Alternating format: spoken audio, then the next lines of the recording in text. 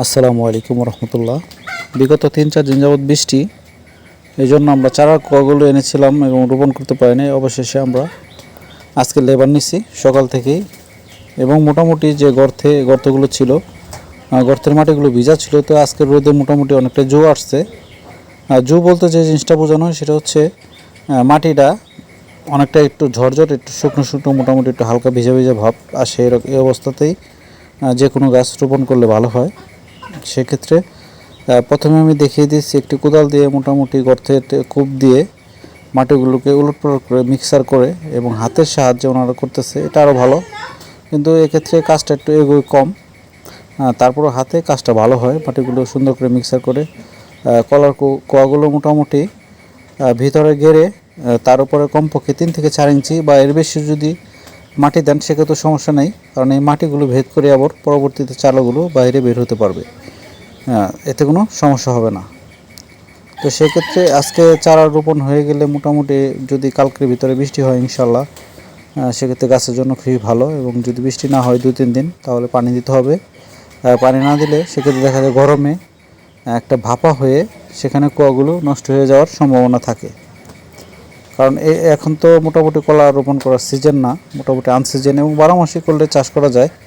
আর সেক্ষেত্রে আমার কলার চারাগুলো সংগ্রহ করতে একটু দেরি হয়ে গিয়েছিল। যাই হোক, আলহামদুলিল্লাহ, এর পরপরই কলা বাগানের ভিতরে এরকম আমরা 3-4 বার এখানে আগাছা ছিল, জঙ্গল ছিল, এগুলো পরিষ্কার করেছি। এবং মোটামুটি প্রচুর ঘাস হয়ে উঠতেছে। এবং দেখা যায় যে কলা গাছের যেখানে চারাগুলো রোপণ করেছি সাইড দিয়ে যদি অধিক পরিমাণে ঘাস হয়ে যায়, সেক্ষেত্রে কলার চারা গজালে সেখানে গাছের অনেকটা যে খাবারটা আছে সেটা জঙ্গলে খেয়ে ফেলবে বা সারগুলো ওয়েস্ট হয়ে যাবে। তো এই জন্য গাছগুলোকে কেটে দেওয়ার চেষ্টা করতেছিলাম। এবং দিনটি খুবই প্রচণ্ড গরম ছিল, এবং তার ভিতরেও এবং অনেক ঘাস, মোটামুটি প্রায় আমি 50 কেজির মতো ঘাস কেটে ফেলেছি আজকে। তো আমার 2 বেলার জন্য হয়ে যাবে ইনশাআল্লাহ।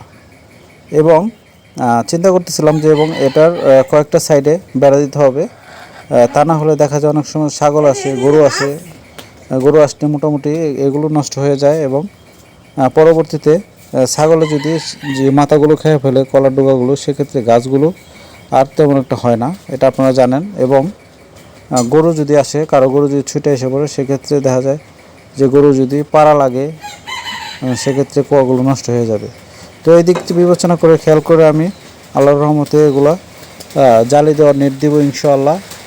তো আসলে সবাই দোয়া করবেন এবং ভিডিওগুলো দেখবেন, এবং অবশ্যই লাইক শেয়ার করবেন, এবং আমার এই চ্যানেলটি ফলো করবেন। সবাই ভালো থাকবেন। আসসালামু আলাইকুম ওয়া রাহমাতুল্লাহি ওয়া বারাকাতুহু।